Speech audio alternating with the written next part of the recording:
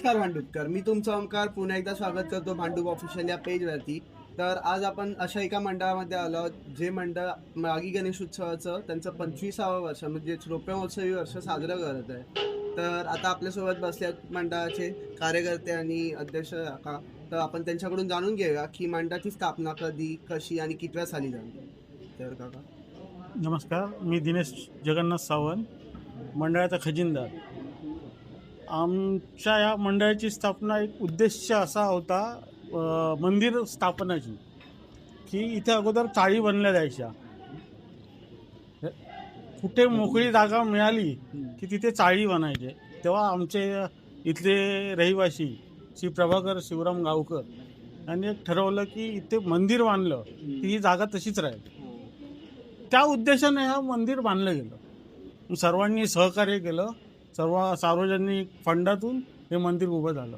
नंतर आमचं मित्रमंडळ आहे, गणेश मित्रमंडळ, त्यांचे उपक्रम असतात काही काय.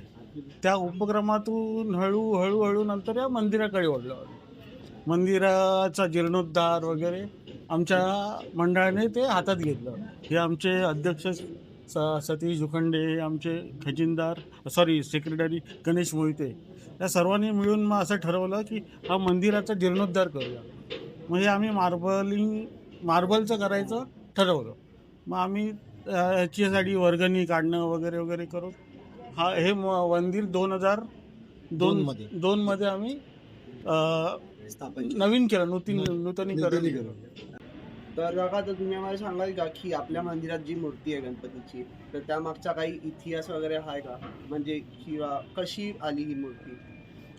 नमस्कार, मी गणेश मनोहर मोहिते, मंडळाचा सेक्रेटरी. तर प्रभाकर गावकर यांनी या मंडळाची म्हणजे मूर्तीची स्थापना केली. ह्या जसं आपण बाबा लालबागचा राजा नवसाला पावतो, तसं आमची ही वास्तू पण नवसाला पावते. कारण आमच्या ह्या 60 खोल्या होत्या आमच्या टोटल. तर 60 खोल्यामध्ये एवढे मोठे प्रसंग येऊन गेले, पण त्या प्रसंगाला आम्ही गणपती बाप्पामुळे आम्ही त्यांना सामोरी जाऊ शकलो. आणि दुसरी महत्त्वाची म्हणजे ती मूर्ती आम्ही बदलण्याचा प्रयत्न केला होता. म्हणजे ज्यावेळेला आम्ही जीर्णोद्धार केला त्या मूर्ती बदलण्याचा प्रयत्न केला, पण काही लोकांच्या मनात आलं नाही हीच मूर्ती पाहिजे. कारण तिचं ते तेज आहे ना, ते कारण मूळ ती मूर्ती असल्यामुळे त्याचं तेज तसंच आहे. आणि ती प्रभाकर गावकर म्हणजे ज्यांनी हे मंदिर स्थापन केलं त्यांनी ही मूर्ती त्या ठिकाणी स्थापन केलेली होती. आणि हे आमचा इतिहास म्हणजे काय तर दैवत्वच आहे या मूर्तीमध्ये. त्याच्यामुळे आम्ही ती मूर्ती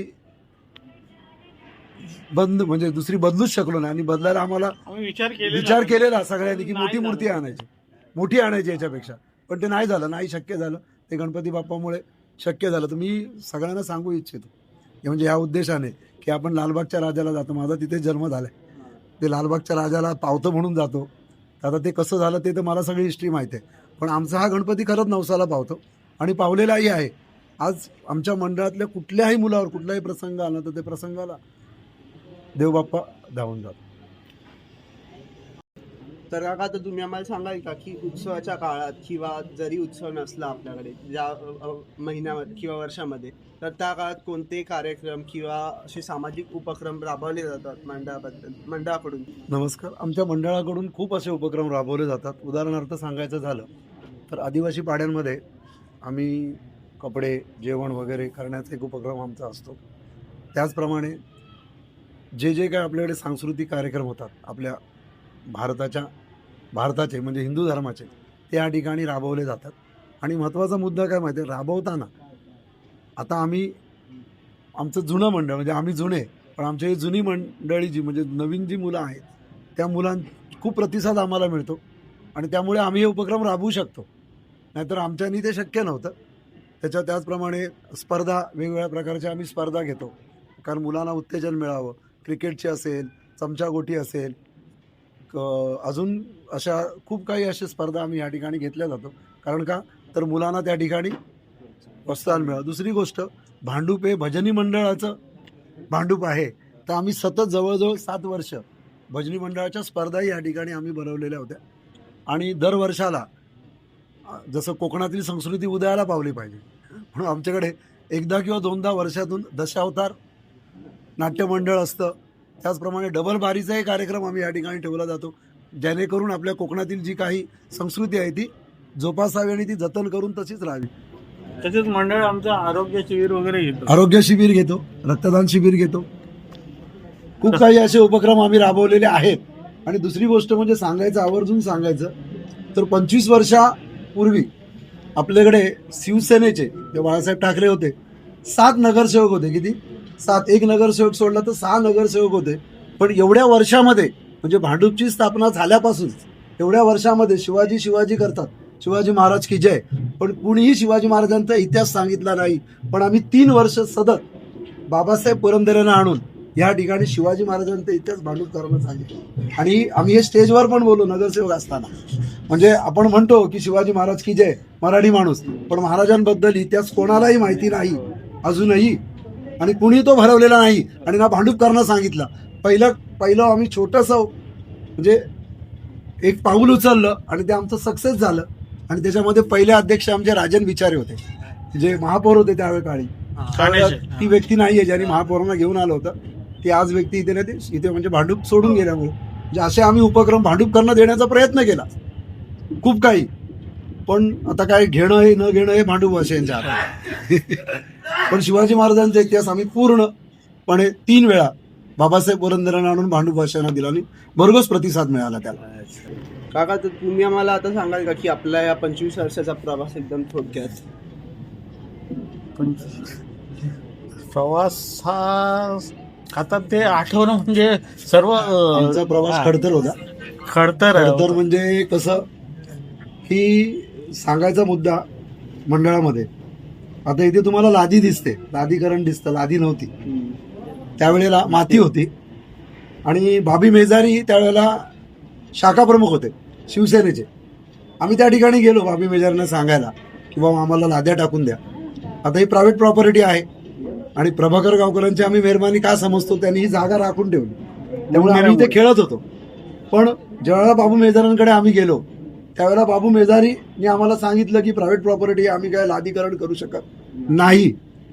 मग आमचं ते तसंच राहिलं. आणि कालांतराने गणपतीची मर्जी, बीजेपीचे नगरसेवक निवडून आले, काय नाव त्यांचं, पांडे, PS पांडे निवडून आले. आणि त्यांना ज्या वेळेला आम्ही सांगितलं तेव्हा त्यांनी आम्हाला लादीकरण करून दिलं. ते लादीकरण करण्यासाठी लादीकरण करण्यासाठी महत्वाचा मुद्दा काय, लाद्या बाहेर. मी गोदरेजला होतो, 4 वाजता आलो तर मुलं इथे सगळी बसलेली. अरे लाद्या बाहेर आहेत तर आणायच्या कशा? पहिला प्रथम मातीचा ढिगारा होता, करायचा कसा? आमचे हे जे आता इथे बसले अजून खूप सहकारी होते आमचे त्यावेळेचे. चला म्हटलं सुरुवात करूया. तर आम्ही पहिलं सपाटीकरण केलं, ती माती पूर्ण टाकून घेतली, लगेच लाद्या आणल्या. सगळ्या लाद्या आमच्या त्यावेळेचे जे सभासद होते सगळे, त्या सभासदांनी सगळ्यांनी डोक्यावरून इथे लाद्या आणलेल्या त्या. आणि या त्याच्यानंतर हे लादीकरण झालेलं बाहेरून. कुठून? गौतम कॅटर्सवाल्याकडून बाजूने. कारण त्यांनी लाद्या आणून नाही दिल्या, तेव्हा आम्ही आतमध्ये आणून नाही देणार, तुम्ही स्वतः घेऊन जायचं. त्यामुळे आमच्या त्या मंडळातल्या सगळ्या मुलांनी रात्रीच्या त्या लाद्या आणून ठेवलेल्या तिथे. म्हणजे ह्या ठिकाणी जे जुने कार्यकर्ते होते जुने, त्यांचं आता मारामारीच्या बाबतीत म्हणा, सगळ्या बाबतीत म्हणा, खूप गोष्टी या ठिकाणी घडल्या आमच्या मंडळाच्या बाबतीत. पण मगाशी सांगितल्याप्रमाणे आमचं मंडळाचं गणपती दैवत जागृत आहे. त्याच्यामुळे आमच्या कुठल्याच मुलाला कुठल्याही प्रकारची इजा झाली नाही, कुठल्याही संकट आलं तरी. कुठलंही म्हणजे आता रक्ताची मदत लागली तर तुम्हाला 10 बॉटल पाहिजे असतील तर 20 जण उभे राहणार. अशी माणसं, घराघरातली माणसं देखील तशीच. 60 खोल्या आमच्या होत्या ना, 60 खोल्या आम्ही अशा होतो म्हणजे मंडळाच्या. आणि त्या रहिवाशांमुळे आम्ही हे मंडळ स्थापन करू शकलो आणि हे मंदिर बांधू शकलो आणि पहिला भंडारा करू शकलो, नाहीतर शक्य नव्हतं. तर तुम्ही आम्हाला आता सांगाल का की आपल्या मागी गणेश उत्सवाच्या दरम्यान एखादा असा अविस्मरणीय झालेला प्रसंग किंवा क्षण? अविस्मरणीय क्षण म्हणजे काय सांगायचं, आम्ही जे जेवण देतो त्याच्यामध्ये अविस्मरणीय सेट होतो. एक दोनदा असं झालं की आम्हाला जेवणच कमी पडलं. मग ते काय देवाच्या कृपेने त्यांनी परत पटापट बनवून, म्हणजे लोकांना आम्ही थांबवून ठेवलं. थांबा, काय सांगितलं आम्ही, खोटं सांगितलं लोकांना की थांबा जरा, भात शिजतोय. त्यावेळेला जेवणच नव्हतं. अच्छा. त्यामुळे आम्हाला थांबून ठेवावं लागलं आणि इथे जेवायला बसायचे या छोट्याशा ह्याच्यामध्ये. आता याच वर्षी इथे मिळालं. म्हणजे असे 2-3 वेळा आम्हाला प्रसंग आले, पण असा वाईट प्रसंग आमच्या आयुष्यात कधीच नाही. गणेश कारण आमचं हे सक्सेसच होतं. हा जे प्रोग्राम होतो हा म्हणजे कोण म्हणजे अडथळा काही येत नाही. अडथळा असा काहीच येत नाही आम्हाला. तो असतो. देव आम्हाला पाठीशी आहे. आता हीच मुलं आहेत, आता ही दिसत आहेत ना, तुम्ही अशा नंतर बघाल 10 दिवसांनी इथे कोण दिसणार नाही, पण हा दिवशी तुम्हाला एकूण एक पोरगा, एकूण एक सभासद दिसणार. आता आज सांगायचा उद्देश काय, आमचे खजिनदार इथे नसतात, कणकवलीला असतात. आज ते कणकवलीवरून खास कार्यक्रमासाठी आले. तर आता मी तुम्हाला शेवटचा विचारेन प्रश्न की तुम्ही आम्हाला सांगाल का की आपल्या स्थानिक नागरिकांचा आणि भाविकांचा सहभाग कसा असतो किंवा पाठिंबा कसा असतो मंडळात? तर सांगण्याचा उद्देश, आमचे जे इकडचे नागरिक आहेत, रहिवासी आहेत, मगाशी पण सांगितलं तुम्हाला की आम्ही हे जे मंडळ स्थापन केलं त्याच्यामध्ये ज्या वेळेला आम्ही गणेश उत्सव, कारण का कुठल्याही ठिकाणचे रहिवासी लगेच प्रतिसाद देत नाही, पण ज्यावेळेला आम्ही मंदिराची वास्तू उभारली, आमच्या 20-25 सभासदांनी उभारल्याच्या नंतर ज्यावेळेला पहिल्या प्रथम आम्ही गणेश जयंतीचा उत्सव साजरा केला, तर खूप प्रतिसाद आम्हाला चांगला मिळाला रहिवाशांचा. घराघरातून रहिवासी आले आणि ती घराघरातून येऊन त्याने आम्हाला घराघरातून मदत केली. म्हणजे त्यावेळेला आम्ही प्रत्येक घरामागे वर्गणी काढली होती. म्हणजे हे बघा, आमच्या इकडे 50 रुपये, काही लोकांनी 500 दिले, 100 दिले. मग असं करून आम्ही तो भंडारा उभा केला आणि नंतर ते अविरत चालू राहिलं. आणि आमच्या पाठची पिढी जी आहे, समोर बसले, तर त्यांनी तो अविरत चालू ठेवला. आज 25 वर्ष कधी झाली आम्हाला कळलंच नाही. आता पण आम्ही ह्याच्यामध्ये सहभाग कमी होतो, पण आता आमच्या पुढची, म्हणजे पाठची जी पिढी आहे, म्हणजे आमच्या पाठून येणारी, त्याच्या पाठची पिढी, अशा दोन्ही पिढ्या एवढा सहभाग असतो त्यांचा की एकदम खूप जोरात जोशात असतो. आणि त्यामुळे ह्या रहिवाशी 60 खोल्या आहेत आमच्या टोटल, मग पण सांगितलं मी तुम्हाला. त्या 60 खोल्यांचा प्रतिसाद असल्यामुळे आम्ही हे करू शकतो. आणि कसं आहे, असाच जाशील तर तुला घरात पण कोण येणार नाही. पण ह्या दिवशी इथे बसवायची आहेत माणसं, तर कोणी कुठल्या घरातला माणूस असं बोलणार नाही की नको म्हणून, आवर्जून बसवणार. अच्छा. घरातला माणूस म्हणजे नातेवाईक आहे याप्रमाणे.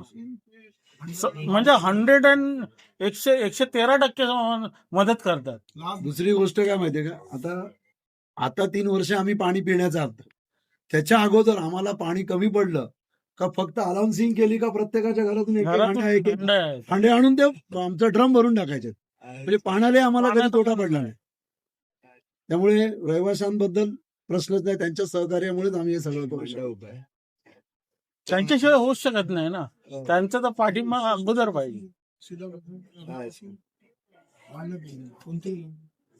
हा, म्हणजे सांगितल्याप्रमाणे एक मुद्दा की उच्च शिक्षित आहेत सगळी मुलं आमची, असं नाहीये की, पण ते असतानाही प्रत्येकाच्या घरोघरी जाऊन ते शिधा मागतात. कारण का, एक देवाचं काम आहे, या देवाच्या रूपाने ते करत असतात. IT वाले आहेत, BA आहेत, सगळे शिकलेले आहेत, चांगले शिकलेले आहेत. तरी त्यांना कुठेतरी वाटतं की मला जाऊन तिथे काम केलं पाहिजे. कसली लाज लाज न बाळगता ते करतात. अच्छा. तर काका, मी तुम्हाला सर्वांना धन्यवाद बोलेन की तुम्ही आपला भंडारा चालू असताना देखील वेळात वेळ काढलात आणि आपल्याला हा पॉडकास्ट येण्यासाठी वेळ दिलात. तर बोला गणपती बाप्पा. नमस्कार.